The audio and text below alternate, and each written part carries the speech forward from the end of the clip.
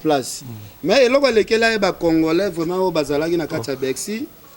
Fali soki ayembi muke azozongelaka kombo ya Kofi, kombo ya Kofi, kombo ya Kofi. Nebite est-ce que bozalaki en communication na Fali ava beta concert na ye bezalaka ni tozamona ponga azalaki présent. Namona chaque fois Fali azo rappeler batuka kombo ya le grand Mopao. Nebite soki ezalaki plaisir moko boya azalaki nango bien bozalaki na ya communication jour abeta ki concert.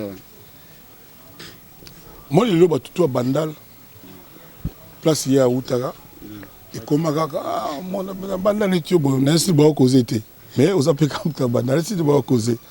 La preuve est que ba master na tout au bagani na bandal na batala la temps na ba kibinda tout ça vanani na nenga mabete au beta le solo mogote. Asele kibinda. Bon le na lobby bo corriger moi dimi mais ti nenga za bosa dire na génération na ye na ba master na ye place ba Outaka azara imote les musupe arrivé na moi ba rivaux na orchestre na ye ke o ba otia neti nenga la ko mais bobeta maso na bangote nga fier que na parvenant ko pesa valeur na diamant moko toara nango o bato ba occupé. OK. Au moins le diamant to na ngoti ototo loba na Congo ebele ba portable ba pareil ba nini ba sala ngona ba cobalt na biso nini coltan vous en coton voilà c'est ça il y a biso mais biso moto yebaka ko sala on est fier que grâce à Kofi Olomide que lelo tozana yemo mbenga Ray Mago hustler vous comprenez ba soko batu mususu oyo ba vendre la Kofi na nenga fo ba mona ngo siko sondeni tous les jours nzamba sala to solo laka. OK. Alors to solo to c'est que ça dit so bogi ba voice bobi ngani ba audio ça dit bon dimate. Donc oui na molimo tous ensemble to ensemble. OK. Oyebi ke muta sali vidéo oya gymnastique à Korja ki ngo bobo seka ngwana pona saki on bobo seka voilà na saki bobo seka po batu pe belé ba zongela moi gym lelo na salara na salle na de gymnastique lelo na salara donc ça doit on dimate bon oya liboso bien mamuto ya a montaki yango bien c'est lui amina presse bino wana so sali fo nga mona zo mava na montango bien bani donc na pasi ya papa na ye nani a montant yeti fali as a technicien ba yeba kamba ba iPhone wana grave ponga pita ma internet bo bitika pardon obili ya le bilo ta segida donc yem ta monta ki ngo botala ki bo se plana comme na komaki pe na komaki merci à na tsaki ma ponga na bengi na mwande na ngamo wana za entrenga na ye pa benga na mwande mo donc oui na molimo to ki en communication et mais ça montre la gratitude. C'est la gratitude, il y a quand même mon tout. À se souvenir. Ils ont justifié vraiment patriotisme. Merci. Na monimonio face à Bandeko Belé à presse na biso congolaise ici quand puis on est que prôner vraiment sur éclipser anti-valeurs surtout dans certains sociopolitiques Kofi Olomide tout le monde autobeta lisolo ya makambo ya état de droit tout le monde a procès à 100 jours za bon procès pilote ya bandeli ya makambo état de droit la fin justifie le moyen de balobana na lopoto tout le monde bandeko ba koti bongo na kati ya kumba tata koko ndenge ba kongolais bazo benga ye mundele wana na ndeko na biso Vital Kamerhe na bita vino ko zani attaquer patriote. C'est bien que justice c'est ça la musana ngo librement ngaza na point de vue justice c'est lobby sali ngana olobani biso tout au talent TV bon ngana beta mi scrabble leur mona balobi ni na et puis leur justice ba petit verdict na tunika ka ezali ndenge nini balobi na ndenge ezali ngana olobani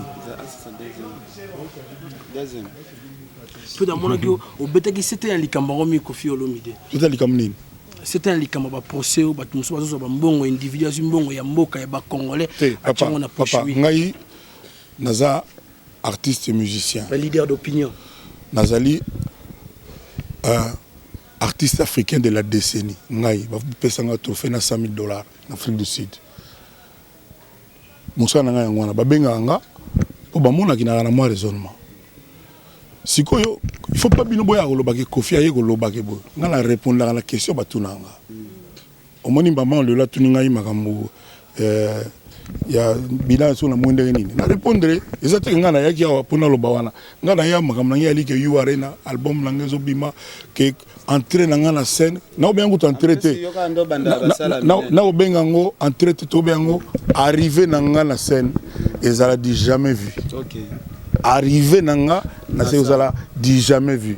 Omoni ye asala kala aye a se rappeler que na kitara boy. Non, I wanna hear bon. Ngana na loba pourquoi ka yondo bandaka na ba grand salle. Ba musicien bazé belé comment yoka rando bandaka po ba sala ngo yo za valeur. Non, c'est là papa. Tozana Congo discussion mo boye to débat ngo bandana lelo. Tozana bato baleka ki liboso a message Kofi. Donc eza débatté. Non, tozana débat normal. Désordre tout le monde il y a 43 c'est la balobinga yi. Il sera tseko loboko bo linga loba. To proposer. Sera tseko bo. Salo ya monene oyo pourquoi kaka Kofi Olomide nde faut bandango kaka parce que tout le monde omoni Congo linga vérité te Congo linga alinga mutu soza nase soza bongo azoleka na makolo na bloc Congo linga bongo mais Congo la ebipe que nani wana Kofi Olomide combien de bateaux ba ibsangai nakendaka na Russie bandami na zamu dako batu la biso Congo ya ba Kofi Olomide epo yebango ça a raison makasi siko ça dit omoni ezaka omoni na Jamaïque surtout to bika Bob Marley na Nigeria yaka kala père moko fait la anime couleur donc na Congo na ebité so baloba nini suivez les guides. T'es vraiment gentil. Moni, ça dit, nga sona lobia wa boye. Omoni nga na Sibir, mutu mongo na monde la musique Congo Sibir ba complot, ba trahison. Nga ba mise ba kimanga tina Tanzanie. Ba kima ba tuna poto, nga na Tanzanie ba kima ba fonda pour orchestre. Boyamba bango chaque semaine 40 fois o ba finga ngai. Ba danseuse pareil. Alors sikoyo na kama pour orchestre nyo surtout à Congo bandanga la comme ça ba danseuse bazaka ba danser mais ya bango lo ba maraté mais eloko moko spécial que Kofi o pas muso sala ka maraté ezalité et ça te alors rien et ça etikala le qui m'a invité ce peinture les gars actualité zali bado l'expression bado latine bado c'est dire ba obi borso le bika bado malamo pesa donc bana babeta kate bado petit Neymar bado des fans de Mbappé balata Nike bado balata il dort à 11h bado il se réveille à 12h bado est-ce que quartier la terre ya Kinshasa pour promettre ba to mingi quartier la terre kala s'il vous plaît. Je te permets pas. Ngala yo banda so na baraka o kena so na o banda na nzondo o betaka mais quartier latin international. C'est-à-dire musicien mon côté na quartier latin a otika ko lobano ga longo bango tu ba boya eloko na. Ba luka ba vina bango je les comprends même Hasler, il m'a dit que azana mise en disponibilité. Ça dit quartier la tête la civilisation moko boy. Quartier la tête famille moko boy. Quartier la tête façon de vivre moko boy. Ça dit natangaki natala émission il y a grand soliste moko beta na quartier latin dernièrement. Alobi alongwaki akenda la Saiko. Po ba bato Saiko ba bengi po ba zoye azonga. AFC batune to mono photo combien bi bon foot na ozo la quartier latin batuni bon coucou combien muto tunaki na sisi bote te na zelana luna sisate te na zo bano pour la quartier latin d'abord sikoyo yogana yo mama botanga na kisangani papa la gite siko batuni babi batuni salaire ils combien ah oui bah ayimo bota l'émission quartier latin. C'est-à-dire, chaque mois, ah, bah, fout à mara. Voilà. Tu l'habites à foot à mara, 20 millions de dollars par mois, tu n'es pas au rappel au comment, au comment là. Ah, patron. Mais c'est comme si ma cambo est à la rage, on a Congo. On a évité, papa, on a évité. Mais il ne faut pas encourager ça. Mon bana bateau bayaka, bana bateau bayaka, bana bateau bayaka, bazana basi na bango, bazana bana na bango, moi minerval, moi nini. Il faut attendre nous sauter, mais il faut que son gâteau moi 10 000. Il faut attendre moi 10 000. N'andeng ma bête. C'est ce que nous on fait. Je me soucie, car ayewana ça dans un quartier bi prise, c'est bi tant ça je crois 32 ans que quartier latin c'est comme sur 31 bien habité.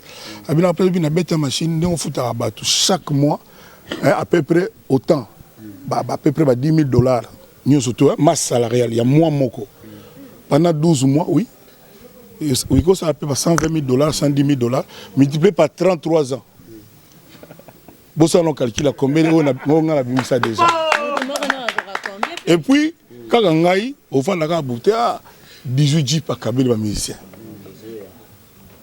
Ça sera qui tient le balamo. Et l'équipe est pas au salaire. Il y a ça combien? Il y a un patron. Ah, comment il y a comment il y a Bobette. Si tu comprends Bobette. Bobette TV. Alors, Bobette TV. Les grands Mopao. Aujourd'hui, tu as les 30. Le lobby est leader.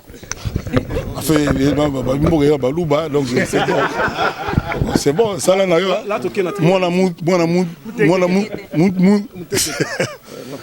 alors, Kofi Olomide, les grands Mopao. Aujourd'hui, c'est le 30 juin. Le latino rouge, drapeau Zambie. C'est ça, il y a pas de on est ensemble. On est ensemble le jour à Boye. Drapeau rouge. C'est bleu. Normalement quoi. Alors le grand Mopao Kofi Olomide, c'est le 21 2021 dans l'arène. Le 13, il faut préciser le 13 février. Le 13 février. On a la bouteille le 13, Del Piro le 13, tu peux taper le 13. Voilà. Kofi Olomide, vous allez quand même au Tigali ancien musicien. Non. Oui, bloco bolo bahangote. Vie Josara Ali. Clip les gars la TV 40 fois par jour. Non. Et là on a lingi angote. On dirait aux kunda bato bakufite. Vie bozi na mona na TV, vie Josara na mona gaye. Obike ba mission muso ba beta na wenge tout terrain 4x4 ba banda musique avanga. Sauf que bête machine bio autre le wanga za étudiant na ya kaka na psa banzembo banina ina ngana musicien. Il y a des ces musiciens net ya wenge baza jeune kenga mais ba banda ko beta na lisangu bona podium avanga. Sauf que nous le ça la bien étude bien. Le phrase on a c'est pesanga ta mokete. On avance. Le grand Mopao, tu vas jouer le 13 février 2021 à Bercy. Est-ce que vous en tant que décennie, est-ce que tu vas inviter les musiciens Oyo passer dans le quartier latin? Premièrement, Ferregola.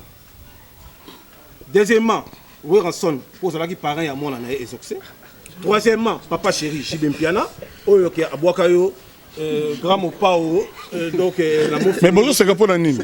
S'il vous plaît. Bonne question, est-ce bien dit? T'es au contraire, écoute. Bonne question, est-ce que Jiba les gars à quartier latin? Est-ce que Jiba les gars à quartier latin? Mais non, tout ça la claire. Non. C'est son opinion. Pardon, Facho, continuez. D'Awera, Najibé, les gars à quartier latin. On va prendre la place à Kofi Olomide. Non, s'il vous plaît. Mathieu Refi, continuez question. C'est sa question. Bon, comprenez, il y a des gens qui filment un peu du champ. Voilà. Voilà. Alors, Grand Mopao, ceux qui vont comprendre la question, Madame Mouté, n'a pas répété le sujet d'abord. Dans le Biboy, aux autres événements, événements du siècle, vous allez mon nez mingi, vous allez artistes à décennie. Vous avez fait un peu événement bello, beta concert bello, ça va featuring na grandes stars africaines comme Youssou, comme Passy Baribango, comme beaucoup de gens tout ça. Aujourd'hui, que fait le milieu de en arène le 13 février, est-ce que na concert wana ori ko invité té musiciens les dans quartier latin nous la Ferregola na musiciens yo zalaka paré na yé ya ozalaka paré à moi na yé exaucé oui rançon le roi de la fête excellent ambassadeur de la paix pour inviter tes musiciens au Abouakayo qui est leader à Mofleri, papa Kofi Olomide, papa Chéri, est-ce qu'on invité tes événement aux Sala précisément à la Katia Arena. Et puis la question on a bâti sur na Joski Kiambokota. Au hasard par un peu à Idayo na carrière na yo. Omoni mabe ya opposer question Moulaï.